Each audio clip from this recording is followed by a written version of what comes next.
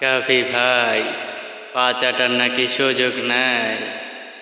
এখন দেখছি আপনার থেকে বড় চাটুকার আর এই দেশে নাই। আরে ভাই, আপনি কি শেকড় ভুলে গেছেন নাকি? আপনি তো কোন জায়গায় ছিলেন আর কোন জায়গা থেকে কোন জায়গায় আইছেন সেটা কি ভুলে গেছেন নাকি?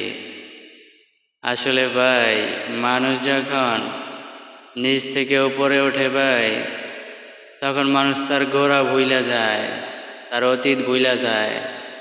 আগের দিনের মানুষ কইতো ভাই, মানুষ যখন উপরে ওঠে তখন অতীত ভুইলা যায়। আজকে ভাই বাস্তবতার প্রমাণ দেখতেছি। আরে কাফি ভাই, আপনি গ্রামের কুত্তা বলতেন, এটাই তো ভালো ছিল। এখন শহরে আইসা এখন গ্রামের কথা তো বলছেনই, গ্রামের মানুষও ভুলে গেছেন। গ্রামের দুরবস্থাও আপনার কাছে দুরবস্থা লাগে না। তো আসলে মানুষ যখন আসলে নিচ থেকে উপরের লেভেলে আসে, তখন অনেকেই তার অতীতগুলো তার স্মৃতি থেকে মুছে যায়। কিন্তু আমাদের উচিত আমাদের অতীতগুলো স্মরণে রেখে তারপর চলাচল করা। আচ্ছা, একটা জিনিস কি জন্য কাফি ভাই এখন বর্তমানে সমালোচিত আপনারা সবাই জানেন। বর্তমানে আমাদের বরিশাল বিভাগে আপনারা জানেন যে প্রচণ্ড ঘূর্ণিঝড়ের কারণে অনেক ক্ষয়ক্ষতি হয়েছে।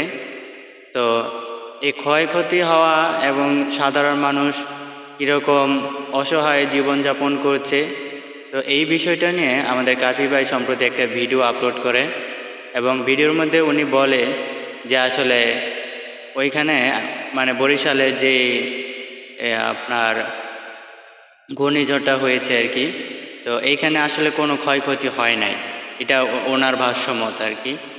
কিন্তু আমরা যেটা দেখতেছি যে এখানে আসলে অনেক ক্ষয়ক্ষতি হয়েছে এবং ঝড়ের কবলে পড়ে তাদের ঘরবাড়ি ধ্বংস হয়ে গিয়েছে।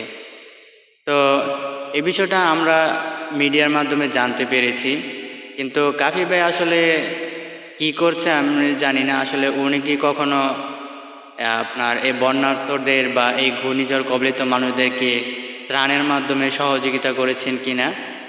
তো উনি আসলে এই বন্যার্ত মানুষদেরকে সহযোগিতা করুক, এটা এটা উনি ওনার ব্যক্তিগত একটা জিনিস, কিন্তু সহযোগিতা না করলে নাই ভাই। কিন্তু ওনাদেরকে নিয়ে আপনারা কেন শুধু শুধু বলছেন যে এখানে কোনো ঘূর্ণিঝড় হয় নাই, এখানে কোনো মানুষের কোনো সমস্যা হয় নাই, এটা আপনারা কেন বলছেন বা এটা আপনি কি কেন বলছেন? ঠিক আছে, তো আশা করি কাফি ভাই তার ভুলটা আসলে বুঝতে পেরেছে। তো এই ছিল আজকের ভিডিও।